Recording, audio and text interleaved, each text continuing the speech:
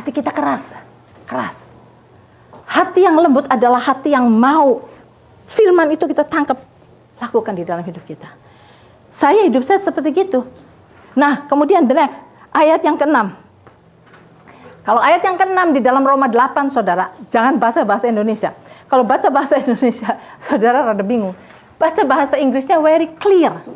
Bahasa Inggrisnya bilang, for to be carnally minded is death. To be carnally minded is death. But to be spiritually minded is life and peace. To be carnally minded itu bagaimana? Mind kita memikirkan hal karnal, hal dunia. Carnal is not necessarily bad. Carnal itu segala knowledge di dalam dunia ini karnal, saudara. Karnal. Jadi segala yang dunia ini suguhkan kepada kita, it's not really, enggak necessarily bad, enggak. Bukan perkara yang kotor, bukan perkara yang jahat, bukan. Pengetahuan dokter is good, menolong kita kan. Tetapi kalau pikiran kita dipenuhi sama semua yang dia bicara, enggak ada tempat di dalam pikiran kita untuk firman Tuhan.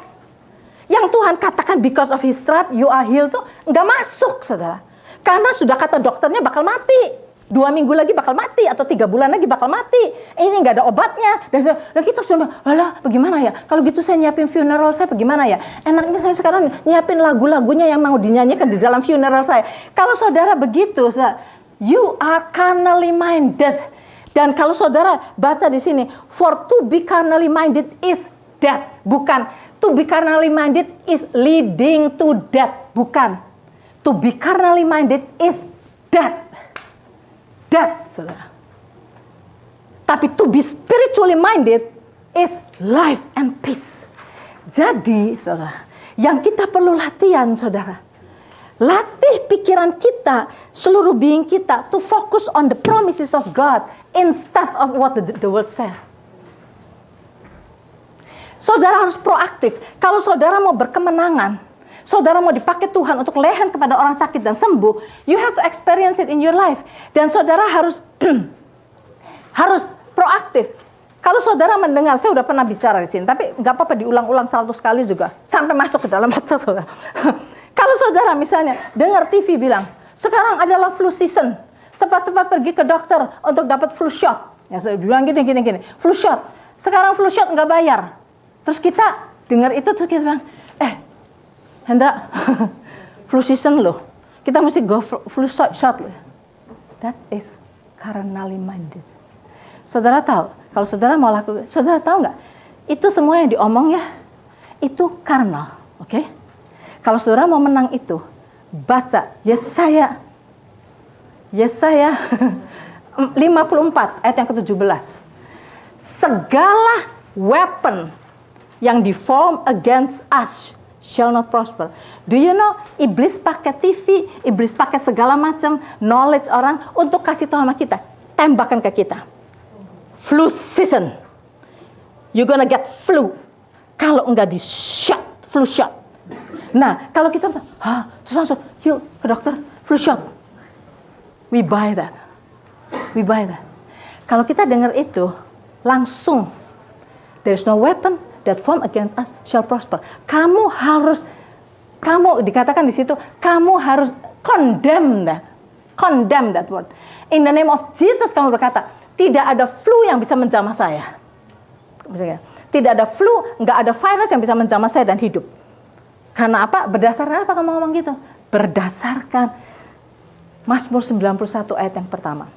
Tuhan berkata, He that dwelleth in the secret place of the Most High shall abide under the shadow of the Almighty. Baca terusannya, tidak ada penyakit yang bisa menjamah kita.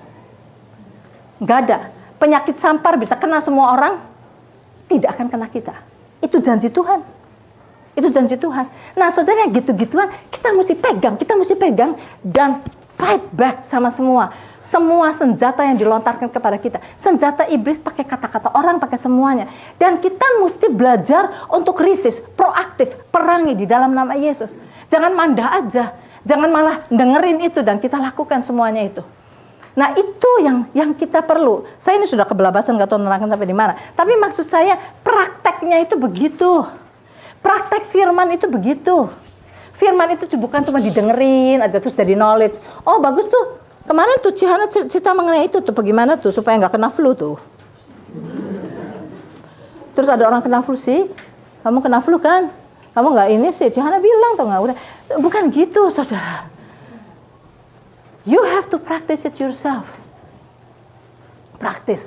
Nanti kalau kamu udah praktis tuh kamu kena flu. kamu kena flu. Nah terus bagaimana? Belajar lagi. What's wrong? What's wrong? Firman Tuhan nggak pernah salah loh. Firman Tuhan nggak pernah salah. Pasti ada kesalahan di kita. Saya nggak bilang kalau saudara ngelakukan apa yang saya katakan pasti nggak kena flu. Saya nggak bilang gitu loh. Ada proses. You going to learn something. Kalau sampai kena dan kamu bilang, nanti dulu Tuhan kenapa? Saya cerita sama saudara. Saya lagi doakan buat siapa? Saya bilang orangnya mati. Saya bilang, lah sih bagaimana? Tapi saya bilang bukan salahnya Tuhan. Something yang saya masih nggak ngerti. Masih something yang saya belum ngerti, makanya saya kepengen belajar lagi. Saudara tahu, kenapa Tuhan bilang, to be carnally minded is death, but to be spiritually minded is life. Saudara, kita mesti belajar untuk yang kita pikirkan hanyalah yang Tuhan katakan.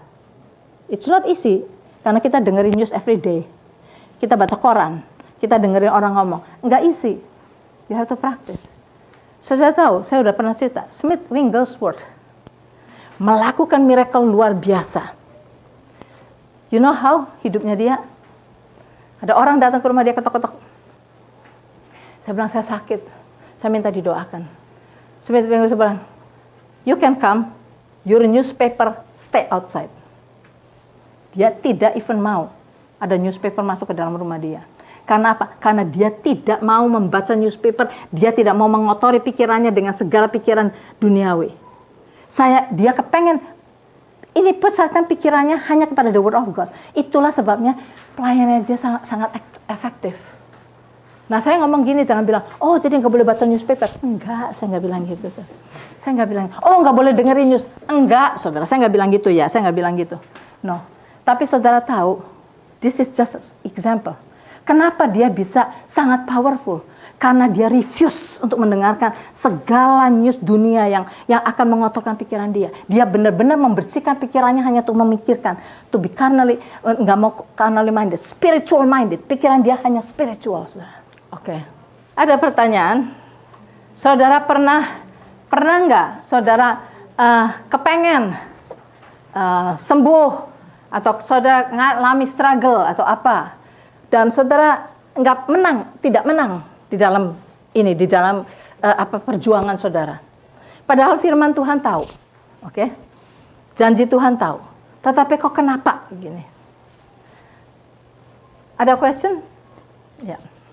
Aku mau tanya gimana kalau ngomongin soal faith gitu ya, kita banyak banget gitu dengan misalnya kayak kita ada orang sakit kayak gitu. Kan kita kalau tubuh kita sakit kan sebelumnya dikasih warning sign kan. Kita kasih tahu rasa apa, tapi misalnya orang ini refuse gitu loh, progresinya nothing serious lah, sampai akhirnya tiba-tiba sesuatu terjadi dan dia meninggal ya. Nah, terus tapi keluarganya bilang, oh ya memang sudah meant to be, memang sudah saatnya untuk mati ya. Buat aku sudah setelah mungkin belajar Tuhan, kayaknya it doesn't sit well to me gitu. Kayaknya gampang banget, oh ya memang Tuhan dan saat ini. Tapi padahal probably dia tidak melakukan his part gitu, kayak nggak cek atau gimana. Tapi waktu meninggal, orang banyak kali itu yang orang Kristen bilang, oh memang udah saatnya Tuhan panggil, yang baik gitu. Gimana kita tuh menjelaskan kalau dalam posisi seperti menjelaskannya? Saya menjawabnya kenapa memang, ya. oh ya Tuhan yang memang panggil atau? Iya, jadi gini, tergantung kamu. Kalau ngomong sama saudara-saudaranya dia lebih susah karena mereka lagi kesusahan ya. Jadi lebih baik diam lah. Kalau orang yang udah meninggal lebih baik kita diam. Kalau enggak nanti kita shock apa ya, enggak karuan. Enggak. Tapi kalau untuk jawab secara ininya ya, gini. Orang itu yang belajar, orang Kristen itu dibagi dua kubu, oke? Yang kubu yang iman. Ada yang kubu grace gitu kan. Nah, orang yang kubunya iman berkata bahwa Kita mesti beriman. Kalau kita beriman, maka Tuhan akan melakukan sesuatu, gitu kan? Which is wrong. Iman bukan untuk membuat Tuhan melakukan sesuatu, bukan. Iman adalah untuk mendapatkan apa yang Tuhan sudah sediakan bagi kita. Oke? Bukan untuk membuat Tuhan bekerja buat kita, bukan. Tuhan sudah finish.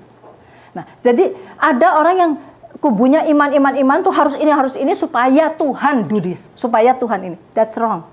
Nah, sekarang ada kubu yang grace. Yang kubu yang grace mentok, ya, grace-nya mentok, itu adalah orang yang selalu berpikir the sovereignty of God, yang dulu saya terangkan lagi pelajaran pertama. The sovereignty of God itu, ya sudah, terserah Tuhan. Tuhan maunya gitu, Tuhan maunya kita mati, ya mati. Nah, kalau kita sakit pun, Tuhan yang memberikan sakit sama saya. Itu semuanya Tuhan. Oh, that's wrong. Enggak benar. Karena apa? Kalau Tuhan mau kasih penyakit sama kita, kenapa dia tanggung sakit penyakit kita? Saya nggak ngerti. Itu kan kontradik sendiri, oke? Enggak sama sekali. Semua yang bad is from the devil. Semua yang good dari Tuhan. Udah di clear cut gitu.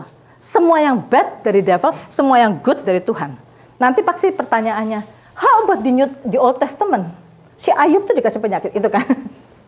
Old Testament itu perjanjiannya lain, covenant-nya lain, dan orang di Old Testament itu tidak born again, enggak ada yang born again. Jadi orang di Old Testament itu tidak punya power, enggak punya power. Yesus belum mati buat mereka. Sekarang setelah Yesus mati buat kita, kita ini dikasih power. Dikasih power untuk berperang melawan iblis. Dan kita harus tahu tidak ada iblis yang bisa menang melawan kita. Ini. Jadi, di sini aja di dalam Alkitab saja, kemana saya share di mana? Oh, di Michigan. Di Alkitab itu dikatakan bahwa dari mulut bayi-bayi aja Tuhan sudah ordain strength.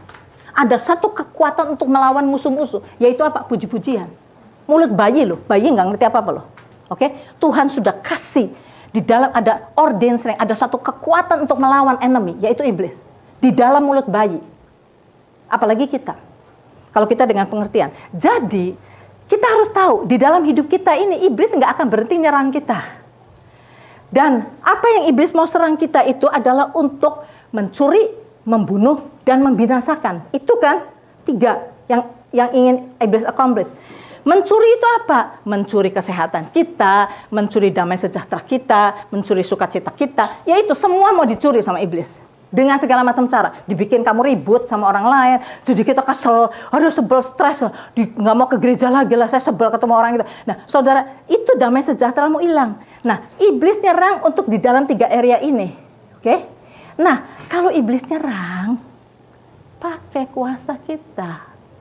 Kuasa kita. Iblis mau nyerang dengan memberikan penyakit pada kita. Perang sama iblis. Kita harus perang.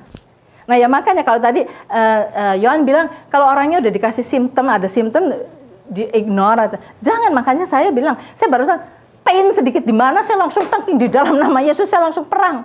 Saya langsung perang. Nah jadi pakai kuasa yang Tuhan kasih sama kita, Tuhan sudah berikan kuasa kita. Dikatakan bahwa iblis itu seperti a roaring lion yang terus-menerus mencari opportunity untuk menerkam kita. Setiap kali kita nyeleweng sedikit atau bukan nyeleweng, meleng, kita meleng sedikit, dia mau hantam kita. Nah, jadi we have to beware terus sama iblis, beware dan perang. Dan kita sudah diberi kuasa untuk melawan kuasa iblis. Jangan mandah situ. Jangan mandah. It doesn't matter. Dikasih tahu penyakit kamu sudah tinggal berapa hari mati juga jangan mandah. Ada banyak kesaksian-kesaksian saudara. Ada banyak saya nanti kalau satu kali saya punya itu tip kesaksian. Anak sudah mau mati sudah ini sembuh begini aja. Karena percaya sama firman Tuhan. Jadi seperti itu. Jadi Tuhan sudah kasih, sekarang kita di dalam New Testament kita sudah dikasih power. Dan kita pakai power itu untuk melawan penyakit, melawan apalah, segala macam kita diserang dengan apapun juga. Jadi kalau kita sampai mandah aja dan akhirnya kita mati atau bagaimana, itu jangan nyalahkan Tuhan. Sebetulnya segala yang diperlukan buat kita itu sudah Tuhan sediakan. Nah gitu. Jadi saya nggak bilang bahwa kalau orang mati itu kurang iman. I don't know. Saya nggak mau ngejudge mereka. Saya nggak mau ngejudge mereka. Tetapi saya tahu gini-ginian iman tuh perlu latihan, saudara. Ada banyak orang yang sudah sampai parah penyakitnya dan dia nggak pernah latihan imannya. Udah jelas kan? Dia lemah kan di dalam hal itu. Kita nggak bisa blame itu. Makanya sekarang kalau saya sampai kadang-kadang ngotot-ngotot kalau ngasih firman seperti ini karena saya kepengen latihan dari sekarang. Dari hal yang kecil-kecil latihan gitu. Kadang-kadang saya ngeliat Pastor Jo batuk-batuk, batuk saya bilang, "Hei, fight." Saya sudah gregetan. Fight, saya bilang, jangan didiemin aja. Jangan nunggu sampai parah. Fight dari hal yang kecil, fight back in the name of Jesus. Kita mesti tahu bahwa Tuhan itu sudah memberikan kepada kita kuasa gitu. Latihan. Ya kalau kita nggak pernah latihan terus diserang perkara yang besar ya kita kalah ya. Saya nggak mau blame dia, nggak mau blame anybody. Tapi itu bukan berarti kehendaknya Tuhan kamu mati, gitu. Saya mau kasih tahu aja. Mungkin juga karena kita nggak pernah belajar perang. Ya sama saja kalau kita nggak pernah belajar perang, bukan tentara, kita maju perang, ketika ketembak mati ya. Ya bukan apa-apa kita nggak pernah belajar perang. Jadi bagaimana, gitu. Makanya saya kepengen orang yang berjemaat di sini dan orang yang mau belajar di sini, let's practice supaya kita ini bisa nolongin mereka-mereka yang mungkin nggak pernah belajar perang, nggak pernah belajar iman. Kita paling sedikit, ayo, gitu, bisa menolong mereka gitu dengan ininya. Nggak tahu saya jawab pertanyaan nggak? Apa ada lagi pertanyaan nggak? Ya.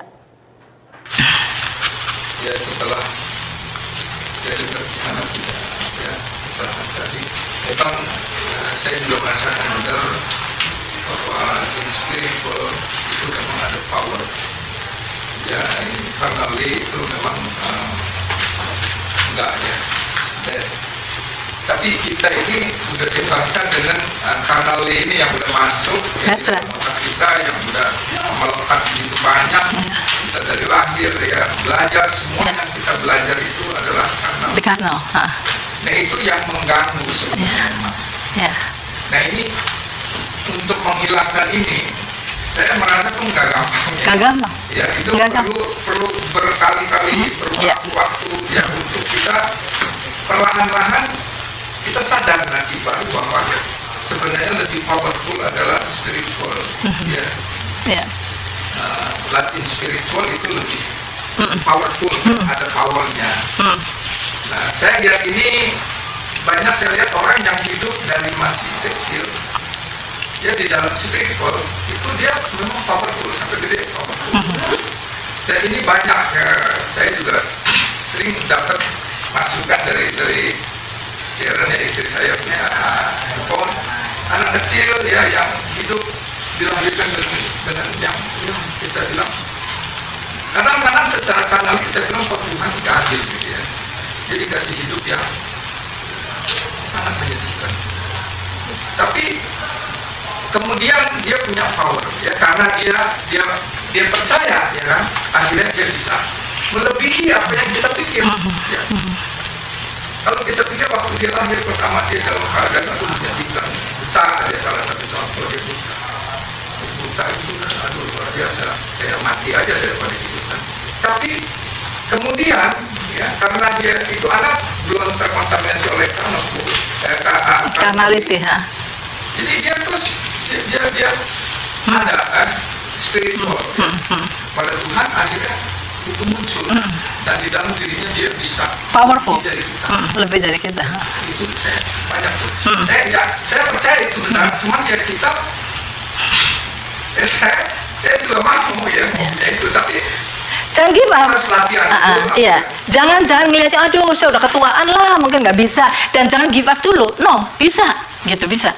Asal kita latihan banyak. Kita ini jadi kita jangan bilang iya memang saya ngasih pelajaran gini juga pasti sebagian besar ya habis ya orang hidup di dunia ya habis gitu. Nah kalau kita gitu berarti kita sudah mengizinkan hati kita untuk menjadi keras gitu. Nah jangan it doesn't matter seberapa tuanya kita. Saya umur 65 paling tua loh di sini loh. Sistem. Oh, Lupa, oh tante, lupa. Saya baru bangga jadi senior, jadi saya bilang, nah ya benar si tante. Saya ini udah umur sekian. Oh tante aja masih mau belajar, umur 80. Si tante masih mau belajar. Jadi saya jangan give up, bisa, setelah bisa gitu. By the grace of God bisa. Gitu, because bukan kita yang gitu. Kalau kita izinkan the Spirit of God yang bekerja di dalam diri kita bisa. Jadi jangan inilah. It's okay kita umur berapa nggak apa-apa. Bilang apa itu tante itu nggak bisa masak dari kecil dan tapi sekarang seolah-olah kok punya cucu 2 di dalam rumah. Cucu bukan perempuan tapi laki kan makannya lebih banyak. I'm not used to it ya. Jadi setiap hari yang ada di dalam pikiran itu bukan mau apa nanti makan apa. Kalau for me it's very easy. Aku bisa makan sama apa aja. Tapi ini 2 anak kan masih makan. Iya. Jadi asal makan aja. Jadi aku mikir dari pagi. Kenapa gitu nak doa Tuhan? Aku nggak tahu mesti masak apa, mesti beli apa. Freezerku penuh makanan, daging whatever ada dari salmon dari apa ada. Tapi aku nggak tahu ngolahnya gimana. Jadi aku selalu berdoa. Dan herannya sampai sekarang kok semua bisa makan setiap hari. Nah, sih. I pray. Iya. Morning I pray. Aku benar-benar nggak tahu waktu. Itu bisa anak sekarang. Tapi aku nggak tahu gimana masaknya. That's the grace of God. Itu adalah satu contoh the grace of God. Bahwa kalau Tuhan kasih kita responsibility apa, Tuhan equip kita. Kita di-equip sama Tuhan untuk bisa melakukannya. Jadi jangan sampai pada waktu kita dikasih tugas atau dikasih suatu pekerjaan, nggak bisa, udah langsung kayak gitu. Ada yang kesinggung di situ. Nggak bisa, gitu. Nanti dulu, gitu. Jangan ngomong nggak bisa dulu. Tanya Tuhan dulu. Sebab kalau Tuhan bilang yes you do it, Tuhan kasih equip sama kita. Pasti itu ya. Saya kesaksian ini Tante Eni itu ada salah satu orang yang saya sangat kagum, itu orangnya positif dalam segala sesuatu hal dan setiap hal kecil dia selalu memuji Tuhan. Dalam hal paling kecil pun dia selalu memuji Tuhan. Itu satu anugerah kalau tiba-tiba bisa kasih makan sama anak-anak itu. Saya merasa it's not because of me, ya. Yeah. Sampai kalau sudah nggak tahu mesti masak apa, ya udah beli aja. Tapi yang kecil si Ryan always bilang, Grandma, there's so much food in the Freezer. the kulkas. Ya sudah makan aja, ada makanan tuh setiap hari. Jadi iya, kita jangan nganggap sepele yang gini-gini yang kita. Alah, kesaksian mau healing nggak? No. This is suatu contoh the grace of God. The grace of God. Kita mesti besarkan Tuhan di dalam hal yang seperti ini pun. Itu kebesaran Tuhan. Itu kasih karunia Tuhan yang kita terima. Jadi kita jangan anggap sepele. Itu adalah suatu kesaksian.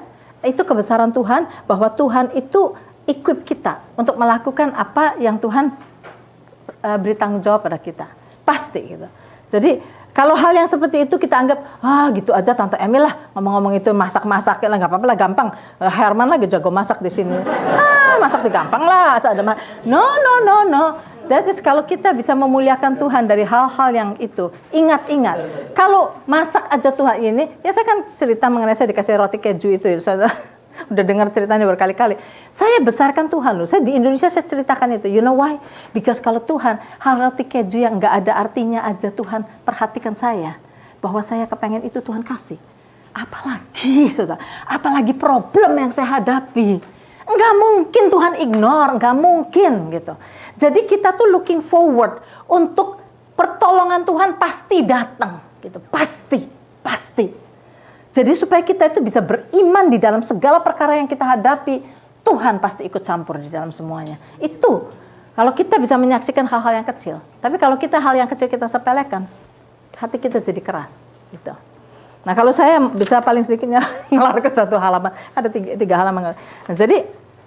Nah, saudara, jadi begini, kalau pada waktu khotbah diberikan, ada orang-orang yang bisa tangkap, saudara.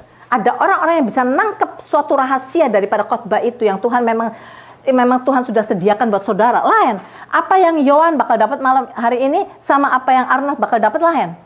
menurut kebutuhan mereka.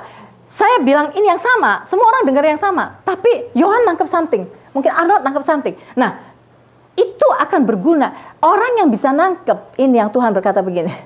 Jadi saya balik lagi ke Amsal 4 ayat 22 sampai 23 dikatakan bahwa kamu dengarkan firman Tuhan. Incline your ear kepada firman Tuhan, karena firman Tuhan itu akan menjadikan kehidupan bagi itu menjadikan kehidupan dan kesembuhan bagi seluruh hidupnya, bagi seluruh tubuhnya. Nah, ini apa? Firman yang apa? Firman yang dia tangkap. Kalau firman yang lewat aja, ya, saudara bisa dengarkan sekarang hari ini. Tapi buat saudara jadi knowledge, nggak akan ada gunanya. Tapi bagi orang yang nangkep, saudara, itu akan menjadi kehidupan bagi seluruh tubuhnya, akan menjadikan healing bagi seluruh tubuhnya. Itu. Jadi kita harus mengerti ini. Jadi ada orang yang nangkep, tapi ada orang yang, oh iya bagus, catatannya lengkap, saudara. Catatannya lengkap, ngerti, tapi cuma ngerti tok. Kalau saudara tangkep, saudara akan hidupi. Tapi kalau saudara nggak nangkep, jadi knowledge tok. Dan banyak orang Kristen nongkrong di gereja dari minggu ke minggu, cuma knowledge tok, saudara. Dan ini disayangkan sekali. Nah, sekarang di sini, seseorang bisa mempunyai hati yang keras, tetapi mempunyai good moral. Saya tahu. Jangan saudara pikir karena orang itu ke gereja, orangnya humble, orang yang suka memberi, orang itu dia itu hatinya lembut. No. Ada banyak orang moralnya bagus sekali, saudara. Jadi orang contoh di dalam gereja, suka memberi, generous, suka nolong, sopan santun, humble, tapi hatinya keras. Pada waktu saya berkata ini, saya bisa imagine satu muka orang. Orangnya baik, orangnya humble, orangnya generous, orangnya suka nolong, orangnya bagus kan. Tapi begitu saya bicara mengenai healing, tek, ada penolakan di dalam dia. Ada penolakan di dalam dia. Nggak bisa. Segampang itu dikiranya. Kalau sudah orang sudah sampai gini-gini, nggak mungkin, Ben. Nggak mungkin. Keras hatinya, saudara. Jadi, orang yang keras hati, itu nggak selalu karakternya keras, enggak. Bisa karakternya bagus, baik, tapi keras hatinya. Tidak bisa terima firman Tuhan. Mental. Jadi, jangan dibohongi, jangan kebohongan sama orang yang seperti itu. It's not necessary. Salah satu karakter dari hati yang keras atau hati yang degil adalah mereka terheran-heran akan kuasa Tuhan. Mereka lebih mudah relate kepada hal-hal yang natural daripada yang supernatural. Jadi kalau ada hal yang supernatural terjadi, ini loh, saudara, gak usah heran sama supernatural. That is the nature of God, saudara. Kalau kita jalan sama Tuhan, saudara, supernatural terjadi di sini terjadi, kita nggak akan keheran-heran. Kalau kita doakan orang-orang itu sembuh, kita nggak usah bangga sama. It's not you, the Holy Spirit yang bekerja. Kita nggak usah terheran-heran. Orang yang hatinya keras yang terheran-heran kalau ada miracle. Oh, wow, sampai kayak gitu. Enggak, kalau hati kita udah lembut sama Tuhan, saudara, biasa, miracle is biasa. Berkali-kali, Tuhan tolong saya di dalam hal finansial apa. Tiba-tiba jeglek datang. Saya sih nggak heran, saya bilang, thank you Lord, this is you. For sure this is you, I know. Terima kasih. Makanya saudara tahu, nggak tahu saya jadi batu sandungan nggak. Kalau saya sampai ada orang bless me, saya cuma thank you. Saya thank you-nya cuma segitu. Saya ngomong, thank you. Nanti ketemu lagi, thank you. Ketemu lagi, thank you loh kemarin. One time, saya bilang thank you. Because I know that's not her. God. Saya tahu itu Tuhan. Saudara banyak nge-bless saya, saudara. Saya bersyukur saudara mau menjadi penyambung tangan Tuhan. I'm glad that you are obedient. Saudara nolong yang lain. Kamu menjadi penyambung tangan Tuhan. Thank you. But I know Tuhan yang melakukannya.